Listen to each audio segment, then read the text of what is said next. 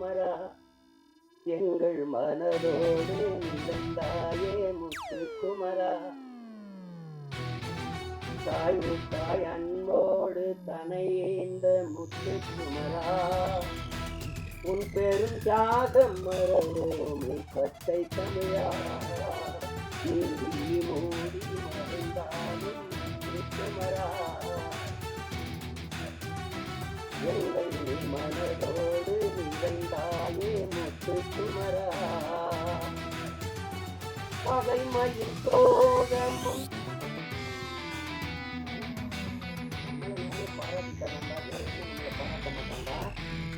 அப்பத்தான் நான் முடிவு பண்ணேன். நீங்க ஓடும்போது எவனும் உற்சாகப்பட்ட கைதட்டி நீங்களே கைவிட்டு ஓடுவீங்க உற்சாகப்படுத்தி யாருமே பாராட்டு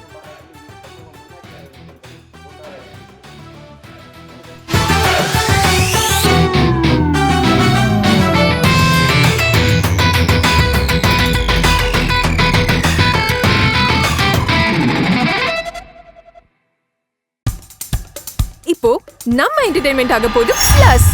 என்னது 5+ OTTs 800+ பிளாக்பஸ்டர் மூவிஸ், அதுவும் 1+, 2+, 3+, மல்டிப்ளஸ் லாங்குவேஜஸ்லயா? Exclusive movies, brand new web series, இன்ட்ரெஸ்டிங்கான ஷார்ட் மூவிஸ். வாவ், இதுல இவ்ளோ பிளஸ் இருக்கா? இதுல இருக்க ஒரே ஒரு மைனஸ், அதுவும் நமக்கு பிளஸ் தான். மத்த எல்லா OTT-யை விட மைனஸ் பிரைஸ்ல, அதுவும் ஒரு நாளுக்கு ₹1 தான். OTT Plus டவுன்லோட் பண்ணி நான் என் சந்தோஷத்தை பிளஸ் ஆக்கிட்டேன். அப்ப நீங்க OTT Plus இது ஆல் இன் ஒன் ஆப். உடனே டவுன்லோட் பண்ணுங்க. OTT Plus இதுல எல்லாமே பிளஸ். பாடல் வெளியீட்டு விழா என்றாலே இசையமைப்பாளர் தான் அதனுடைய நாயகன். சிறு வயது மிக நேர்த்தியாக இசை, அந்த இசையை கேட்கும்போதே ஒரு உற்சாகம் பிறகு நான் என்னுடைய தம்பி கார்வனன் கூட ரொம்ப நல்லா இசையமைச்சிருக்கிறார். குறிப்பா அந்த திருமண விழாவில் நடக்கிற வந்திருக்க அந்த பாட்டும் சரி, சிவனடியார்கள் ஆடுகிற அந்த பாடலும் சரி, மிக செறிவா அந்த பாட்டை தந்திருக்கிறார். அதுக்கப்புறம் கேட்ட ஒரு பின்னணி இசையுமே ரொம்ப திறம்பட செய்திருக்கிறதா சொன்னாங்க. அப்படி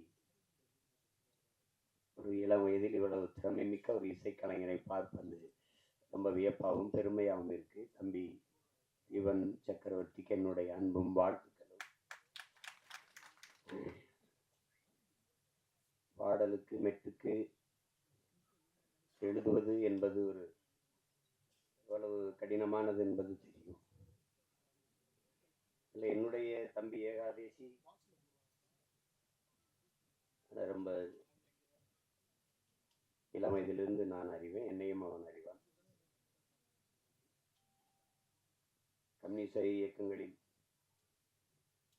தமிழ்நாடு முற்போக்கு எழுத்தாளர் சங்கங்கள் நடத்துகிற கலை இரவுகளில் தான் நான் என் தம்பியுடைய ஐக்கோ எல்லாரும் நாங்கள் இணைந்தோம்.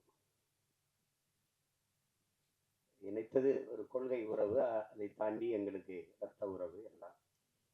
தம்பி கார்வண்ணன் குறிப்பிட்டது மாதிரி ஏகாதேசி என்றாலே அந்த ஆத்தாவும் சேல அந்த ஆகாயத்தை போல பாடலை யாரும் மறக்க முடியாது. அது இந்த தமிழ்நாடு தாண்டி உலகம் முழுமைக்கும் போய் சேர்ந்த ஒரு உன்னதமான ஒரு காவிய படைப்பு தான் சொல்லணும். தாயினுடைய அன்பை அந்த சேலையை வச்சு அவன் சொல்லியிருக்கிற விதம் அவன் ஆகச்சிறந்த கவிஞன் என்பதை காட்டும். அதுக்கப்புறம் நிறைய திரைப்படத்துல பாடல்கள் எழுதிட்டார். இந்த படத்துல பாடல் எழுதிப்பது எனக்கு பெருமை, ரொம்ப மகிழ்ச்சி. அது என்னுடைய தம்பி கார்வண்ணன் படத்துல வளர்ந்து வருகிற இளைய இசையமைப்பாளரோடு ஒளிப்பதிவாளர் என் தம்பி துரைமுருகன் தான் அந்த காணொலியை காட்டினார். அந்த முன்னோட்டத்தை அது எடுத்தோன்னே கேட்டது இது யார் ஒளிப்பதிவுன்னு. ஏன்னா எனக்கு தெரியுது அப்படின்னு. அது சுகுமாரன்னா அதான் நினைச்சேன் அப்படின்னு. அவனுடைய ஒளிப்பதிவு ரொம்ப சாதாரண ஒளிப்பட கலைஞனாக தான் வந்தான். அப்புறம் சேர்ந்து மிக குறுகிய காலத்துக்குள்ள அதை கற்றுக்கொண்டு தன்னுடைய திறமையை வளர்த்து சிறந்த ஒளிப்பதிவாளர்களில் ஒருவராக தன்னை நிலைநிறுத்திக்கிட்டான். அவனுடைய கும்கியாகட்டும், அதுக்கு முன்னாடி வந்த மைனா 2 படமும் மிகச்சிறப்பா. கும்கிலாம் வந்து ஒளிப்பதிவு வந்து அசாத்தியமா செஞ்சிருப்பான்.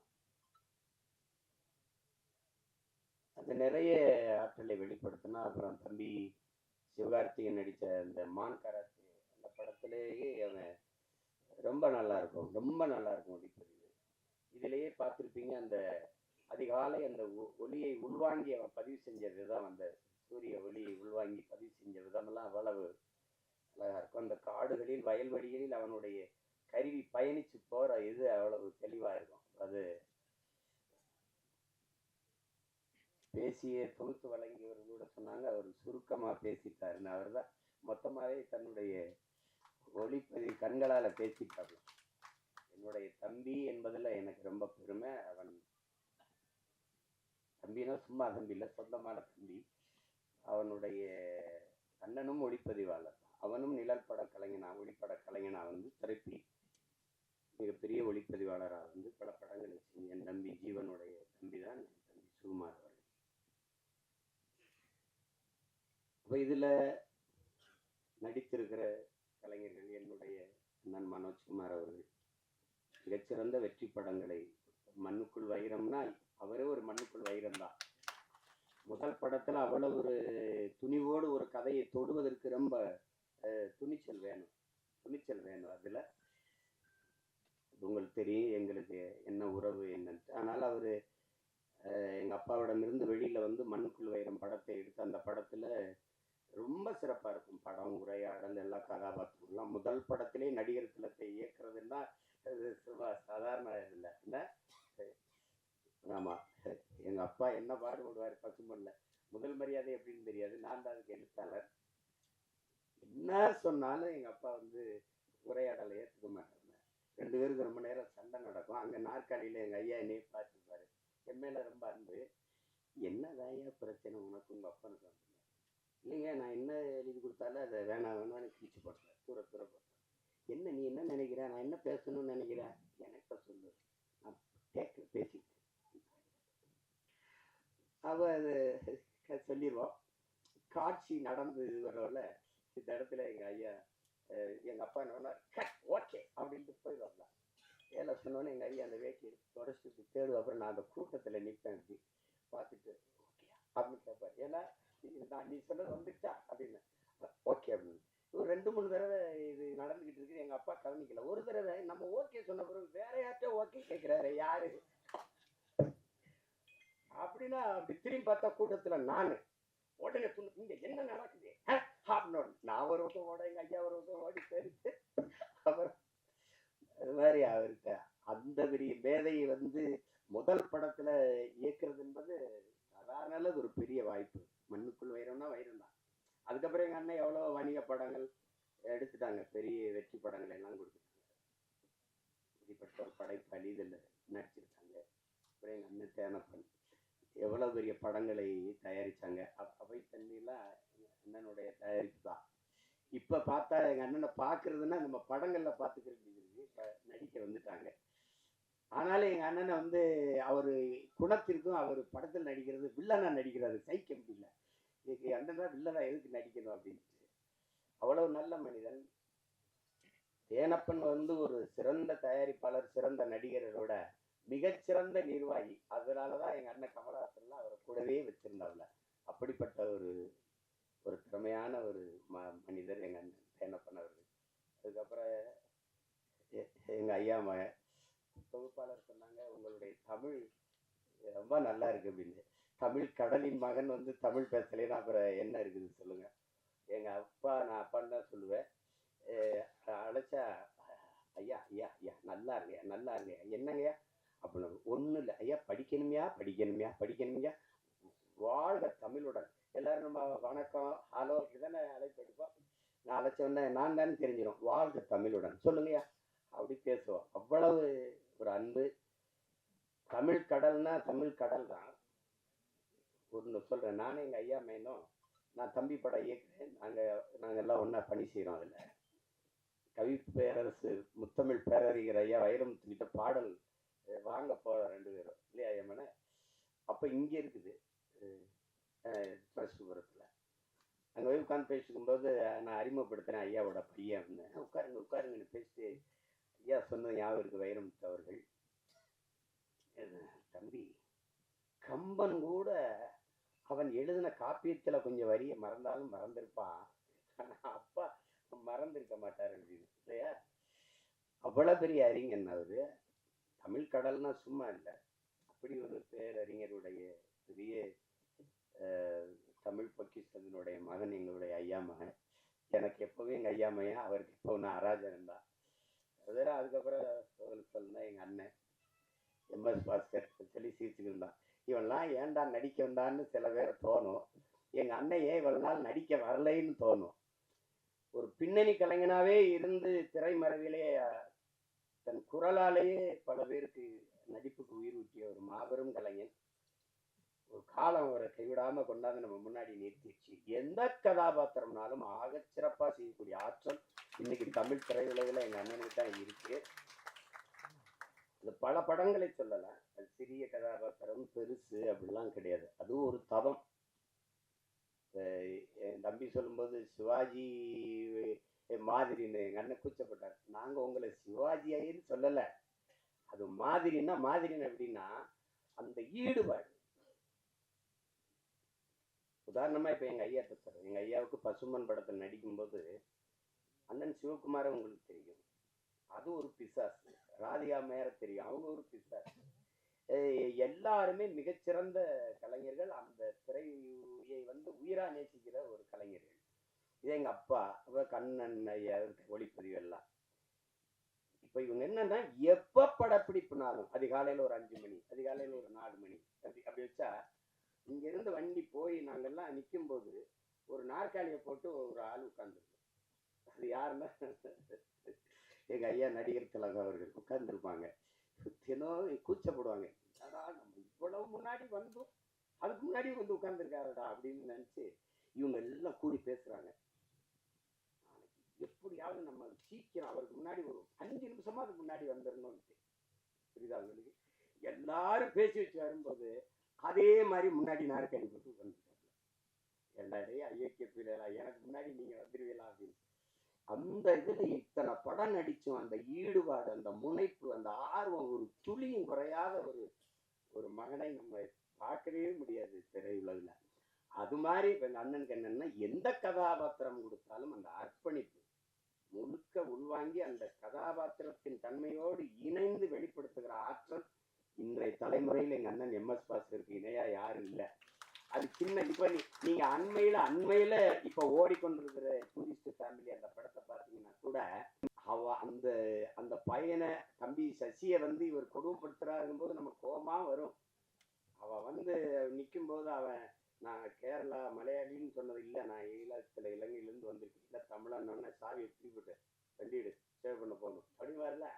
அது இங்கிலீஷ் நடிகை. என்ன இங்கிலீஷ் நடிகை? எங்க அண்ணன் கருப்பா போயிட்டானே வழி அவன் இங்கிலீஷ் நடிகர்கள்லாம் பெரிய நடிகை, மிகப்பெரிய கலைஞன். அவனுக்கு ஒரு வரம் வந்திருப்பாருங்க, தாத்தா காமராஜுக்கு குரல் பதிவு கொடுத்த கலைஞர். அது எவ்வளவு பெரிய இது. எப்படி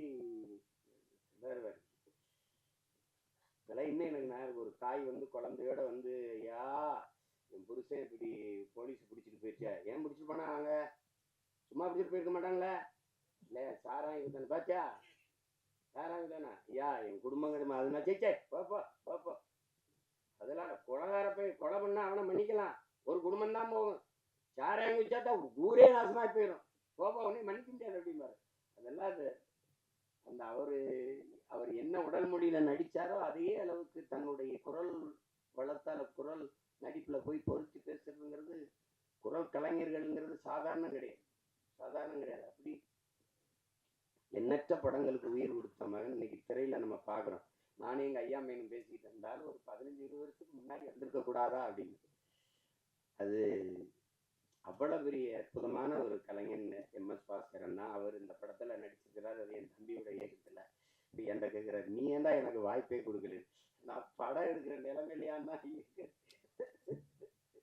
அடிச்சு. அதுக்கப்புறம் என்னுடைய தம்பி விமல், நாங்க அவனை கதாநாயகனா பாக்குறது இல்லை, எங்க குடும்பத்துல ஒரு இளைய தம்பி அவன். எங்களுக்கு எல்லாருக்கும் அப்படித்தான். அவன் மேலே நாங்கள் எல்லாரும் பேரன்பு வச்சுருப்போம். எங்கள் குடும்பங்கள் இருக்கிற எல்லா நிகழ்வுலையும் அவன் இருப்பான். அப்படி செல்ல தம்பி அவர்.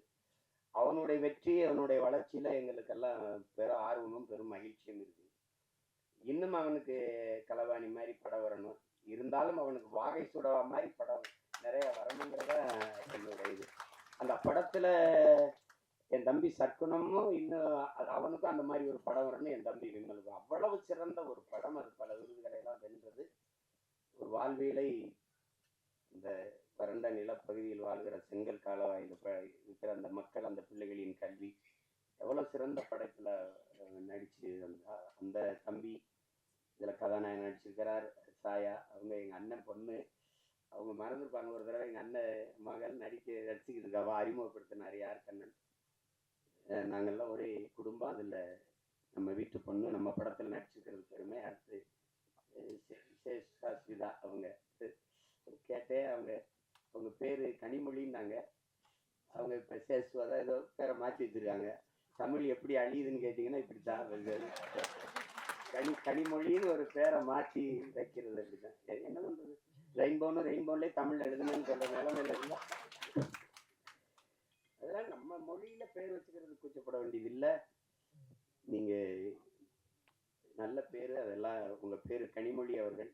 அடுத்து என்னுடைய தம்பி சுரேஷ், என் மண்ணுக்காரன், என் மேலே பெரிய பாசம் கொண்டவன். என்ன மனசில் பட்டதை குச்சமெல்லாம் பேசுவான். அது மற்றவங்களுக்கு வெறுப்பாக இருக்குது. இப்போ என்னையெல்லாம் பார்த்தா சில பேருக்கு அருவறுப்பாக இருக்குது, வெறுப்பாக இருக்குது. என்னத்தையோ பேச்சு கிடக்கிறாப்புல இருந்தால் அப்படின்னு.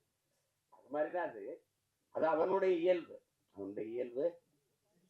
அவனுக்குள்ள நல்ல ஒரு மனிதன் இருக்கான், நல்ல மனிதாபிமானம் இருக்கு. இருக்காரு. சிவன் கைகட்டி நின்னா சரியா இல்லை. என் பாட்டன் ஆதி பெரும்பாட்டன் கைகட்டுறது சரியா இருக்குது. அதுக்கப்புறம் விஆர் அவர், விமல் அவர். நீங்க நல்லா வரணும், நல்ல உடலை நல்லா பேண்டுறீங்க, உங்களுக்கு பாராட்டு.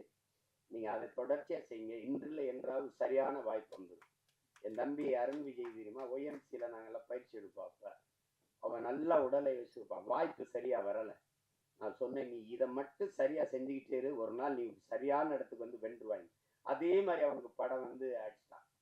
தடயம் அந்த படங்கள்லாம் குற்றம் 23 அடிச்சுட்டான்.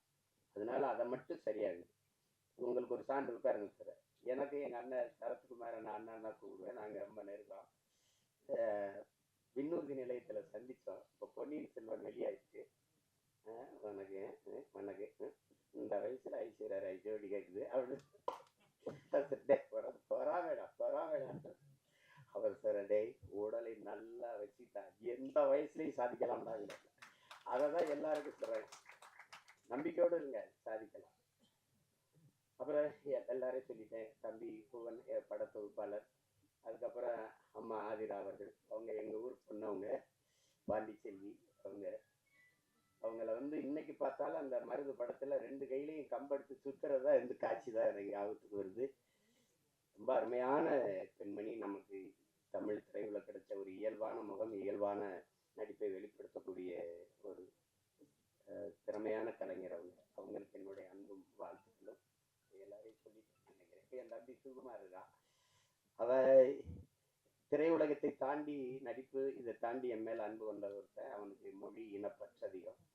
காதல் படத்துல இருந்தே தம்பி சுகு எனக்கு தெரியும். அப்புறம் மகேந்திரன் சிறந்த கலைஞன். அவனுக்கு வாய்ப்பு சரியா அமையல. அவன் நடித்த சல்லியர்னு படம் இருக்குது, சல்லியர்கள். அதில் அவன் தான் கதாநாயகன். மிகச்சிறப்பாக நடிச்சிருப்பான். இருக்கான்னா போயிட்டான். மகேந்திரன் ரொம்ப சிறப்பாக நடிச்சிருப்பான். ஒரு போராளியாக இருந்திருப்பான் அவன். இரு காலம் இருக்கு, எங்கே போயிருப்பது. நல்ல திறமையான கலைஞன். அப்புறம் என் தம்பி துரைமுருகன், சரி, அவன் சமூக பற்றாளர், சமூக ஆர்வலர். ஆமாம், என் தம்பி கிடாரி அப்படின்னா உங்களுக்கு தெரியும். அது காலையில் கிடாரி மாடுகள் நாங்கள் சொல்லுவோம். அது ஒரு திமிர் எடுத்த திணவு எடுத்ததாக சொல்லுவோம். அது கிடாரி படத்தில் ரொம்ப அருமையான இது கையாண்டிருக்கு. குறிப்பாக எங்கள் அண்ணன் வேல ராமூர்த்தியுடைய கதாபாத்திரம் எனக்கு இன்னும் மனசில் இருக்குது. தம்பி பிரசாத் முருகேசன் அவர்கள். அதை நாங்கள்லாம் அந்த படத்தை பார்த்து யார் இயக்குனர்னு நான் எங்கள் ஐயா மேனும் பேசி பார்ப்போம். மத்தாகம் பார்த்துட்டு தான் கேட்டேன், ஐயா மேனே யார் ஐயா மேனே இவ்வளவு சிறப்பா இருக்கு, எங்க கிடாரி பட இயக்குனர் தானோன்னா அதுக்கப்புறம் நானே அழைச்சி பேசி வாழ்த்தினேன். ரொம்ப திறம்பட்ட, அவனுக்கு என் மேல அன்பு இருக்கு இல்லையா, அவனோட மகனுக்கு என் மேல பேரன்பு பிடிப்போ, என்னை பார்க்கறதுக்காக வந்திருக்காருனாங்க. நான் அவனை சந்திக்கணும்.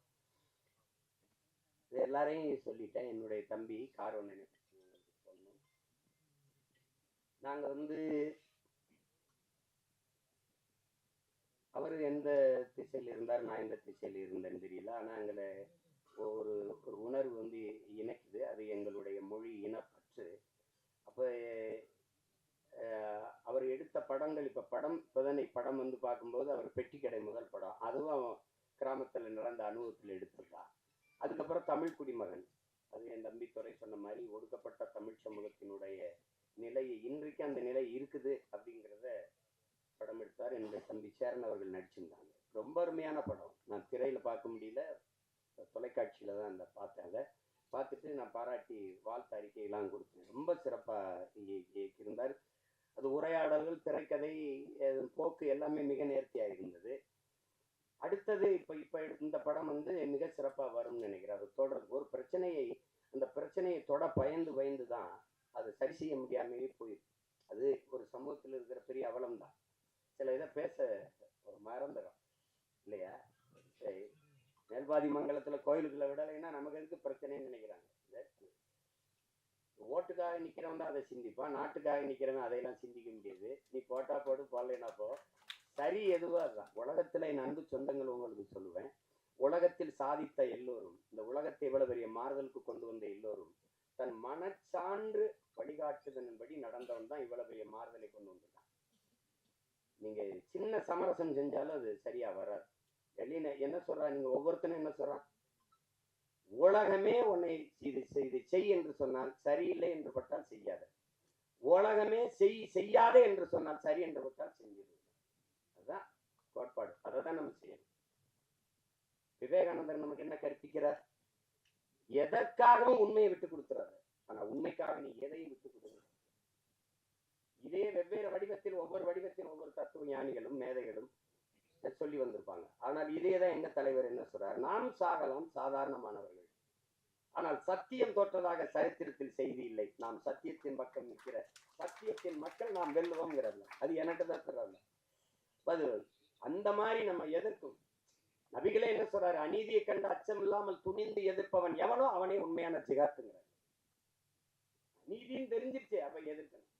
சேகுவார் என்ன சொல்றான், உலகத்தில் எங்கெங்க அநியாயம் நடக்குதோ அதை கண்டு நீ பொறுக்க முடியாமல் கோவப்படுவாயானால் நீனும் என் தோழன். நீனும் என் தோழன் தான். நான் தம்பி படத்துல இறுதியில் அந்த உரையாடல் அவருடைய கோட்பாடு அதை எடுத்து போட்டுட்டான். அப்ப அது அச்சப்பட்டுக்கிட்டே இருந்தா மேல் பாதியில குடிக்கிற நீர்ல இந்த நூற்றாண்டுல ஒருத்தன் சிங்கத்தை கலக்குறான்னா அதையும் சகித்துக்கிறது, எல்லாத்தையும் சகித்துக்கிறது. சகித்து தான் ஒரு அடிமை எப்படி பிறக்கிறான்னு நினைக்கிறீங்க?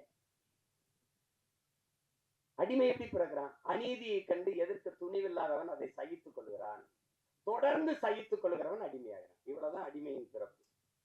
அப்படிதான் நம்ம அடிமை ஆயிட்டோம். எதை உங்களால ஏத்துக்க முடியுது?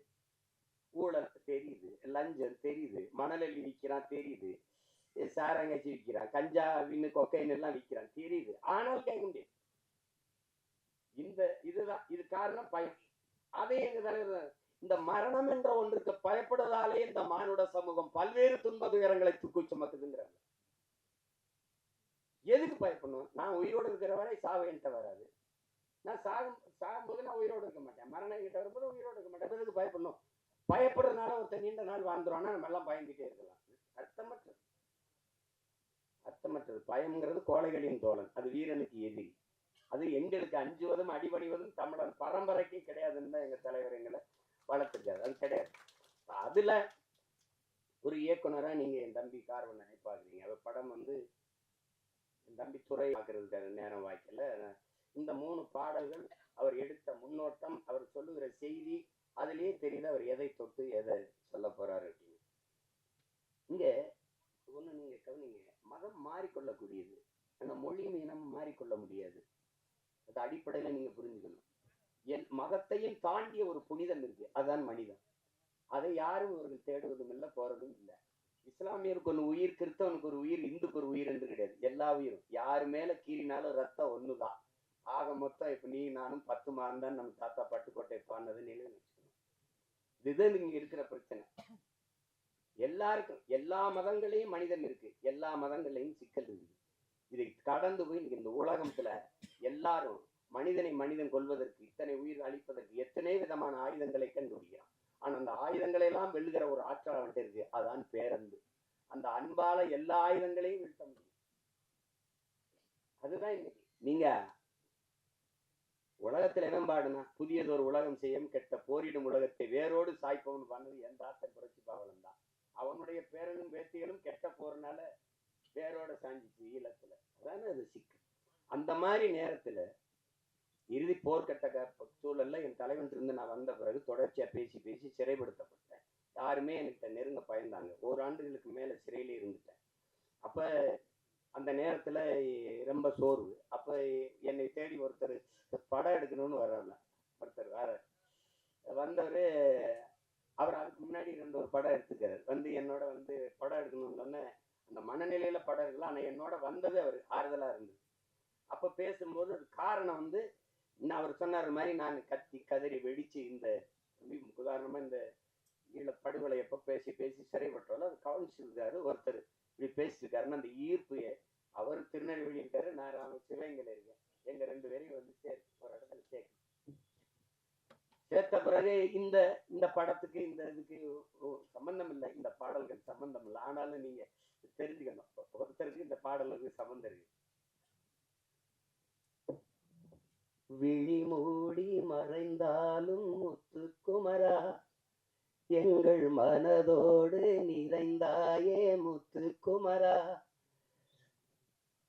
தாய் அன்போடு தனையேந்த முத்துக்குமரா, உன் பெரும் தியாகம் மறவோமே பச்சை தமிழா, நீ விழி மூடி மறைந்தாலும் முத்துக்குமரா,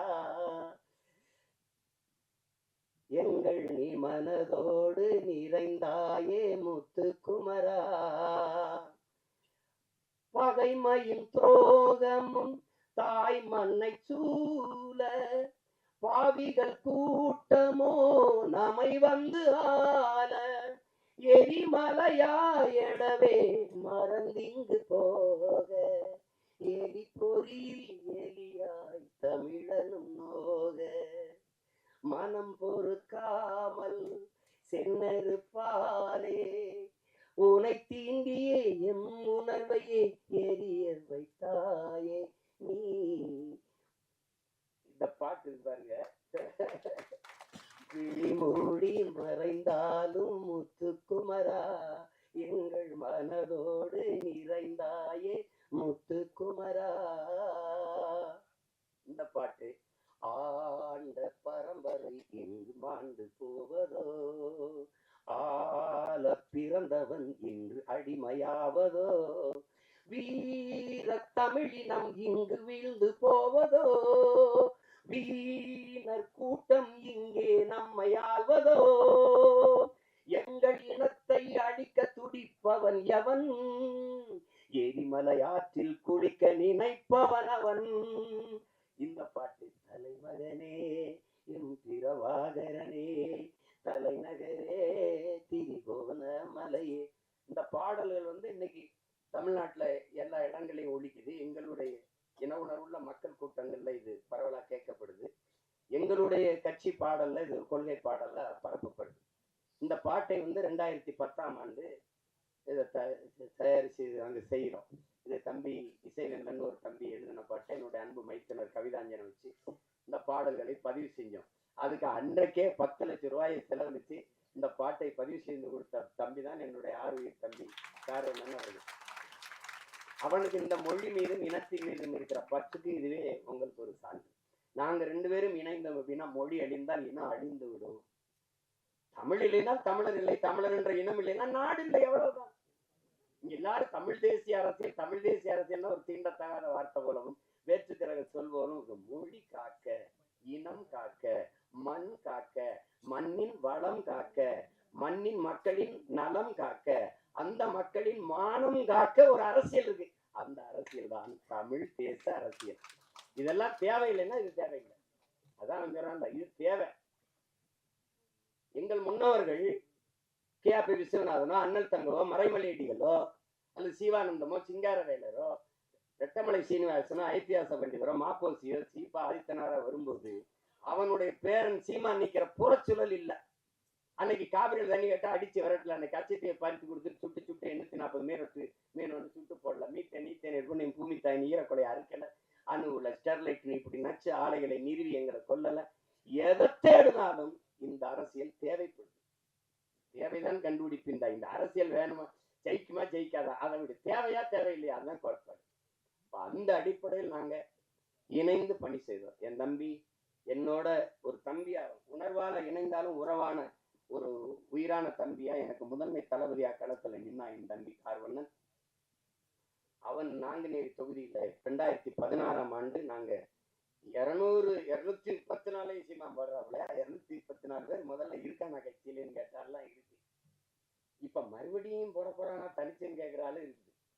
அப்ப போட்டோம். அதுல நாங்குநேரியில ஒரு தளபதியா நின்று களத்துல பணி செய்தவன் என்னுடைய தம்பி கார்வண்ணன். வெறும் திரைப்பட இயக்குனர் வச்சுக்கிங்க, அவனுக்குள்ள இருக்கிற போர்க்குணம் தான் இந்த மாதிரி கதைகளை தொடர்ந்து. அன்னைக்கு அவனுக்கு ஆதரவு இல்லை, இன்னைக்கு அண்ணன் இருக்கு, அண்ணனுக்கு பின்னாடி பெரிய படம் இருக்கு, அதனால அவர் ஒன்றும் இல்லை.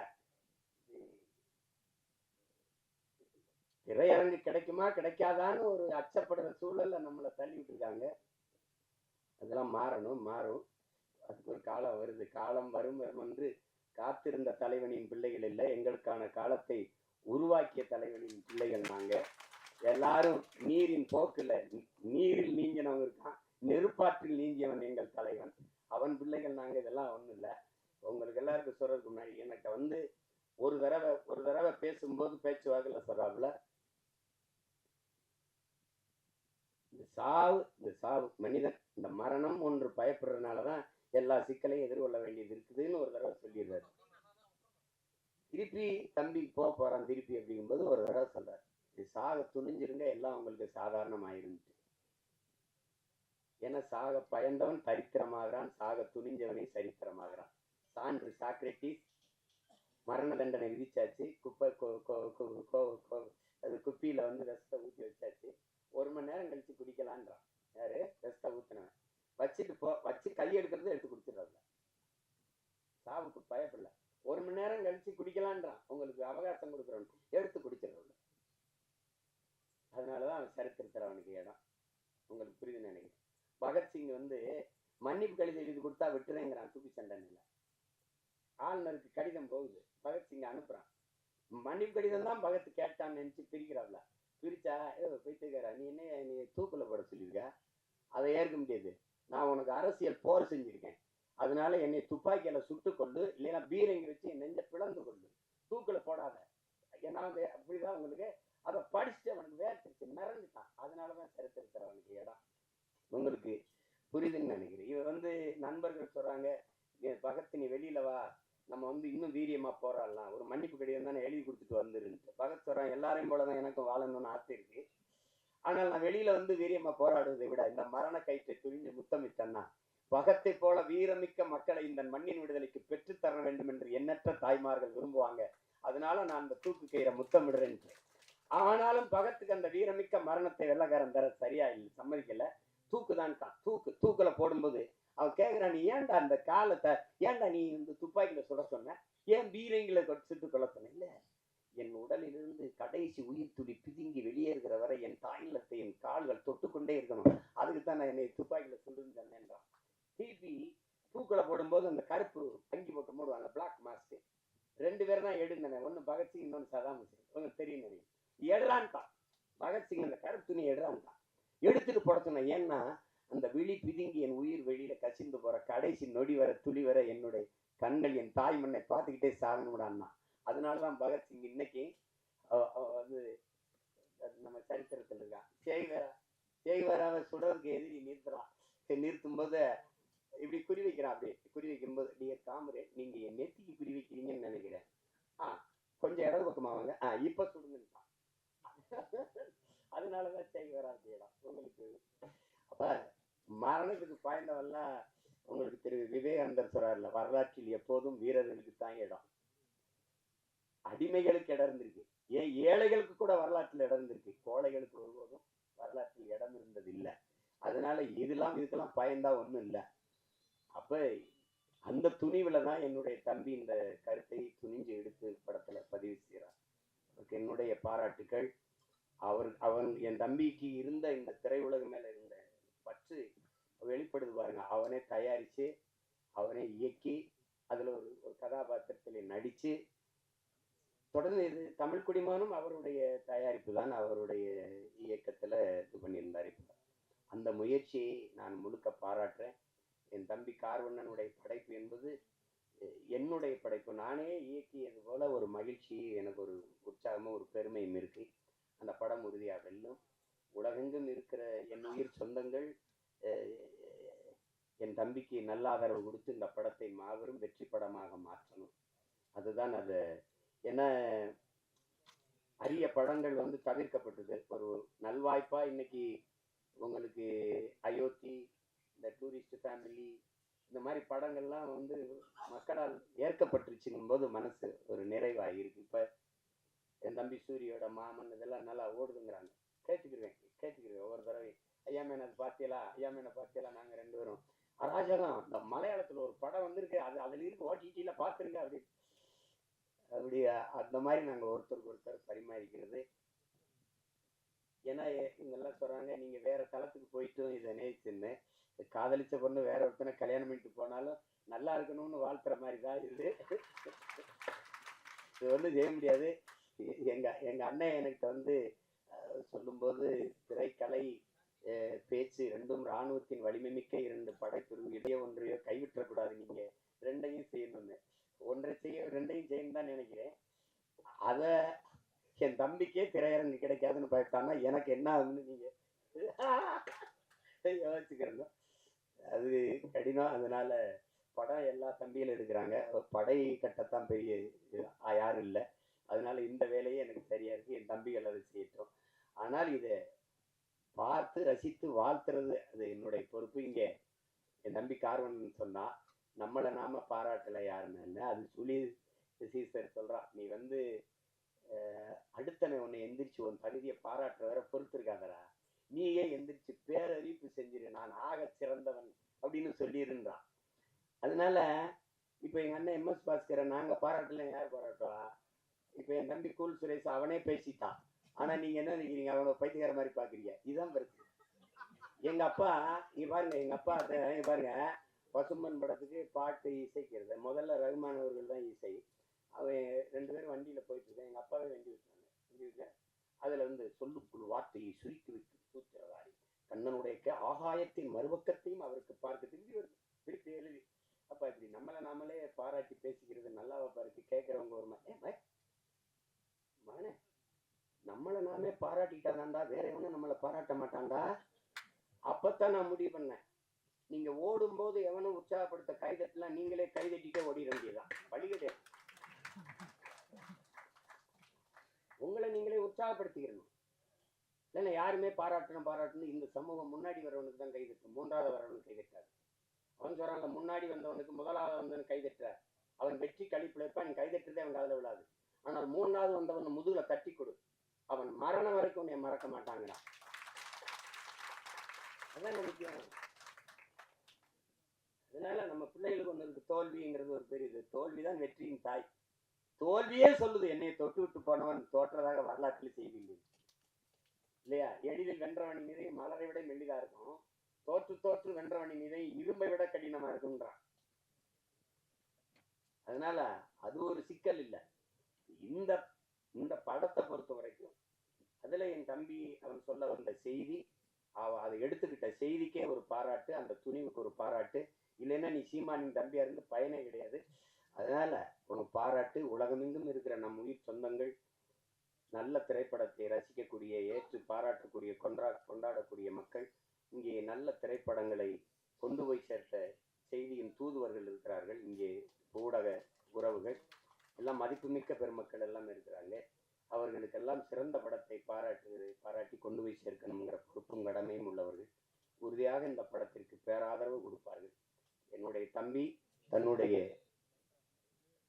முழு முயற்சியில் அவரே எழுதி இயக்கி தயாரித்து நடித்து தம்பி விமல் அவரோட இளம் கலைஞர்களை எல்லாம் இணைத்து கொண்டு உருவாக்கி இருக்கிற இந்த பரமசிவன் ஃபாத்திமா இந்த படம் மிகப்பெரிய வெற்றியடைய என்னுடைய வாழ்த்துக்கள்.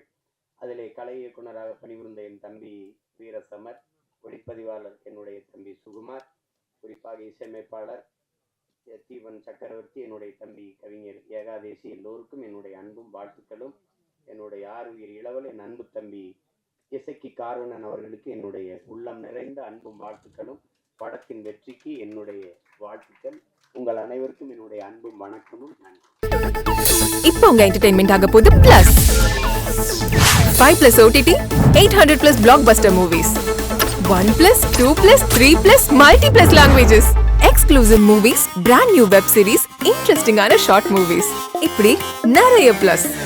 வெயிட் இதுல மைனஸ் ஒரு விஷயமும் இருக்கு. மத்த எல்லா ஓடிடிஸை விட மைனஸ் பிரைஸ்ல ஒரு நாளைக்கு ₹1 மட்டும்தான். உங்க சந்தோஷத்தை பிளஸ் பண்ண போற OTT பிளஸ் இப்ப உங்க கையில. உடனே டவுன்லோட் பண்ணுங்க. OTT Plus இது ஆல் இன் ஒன் ஆப். உடனே டவுன்லோட் பண்ணுங்க. என்டர்டெயின்மெண்ட்டை பிளஸ் பண்ணுங்க OTT பிளஸோட.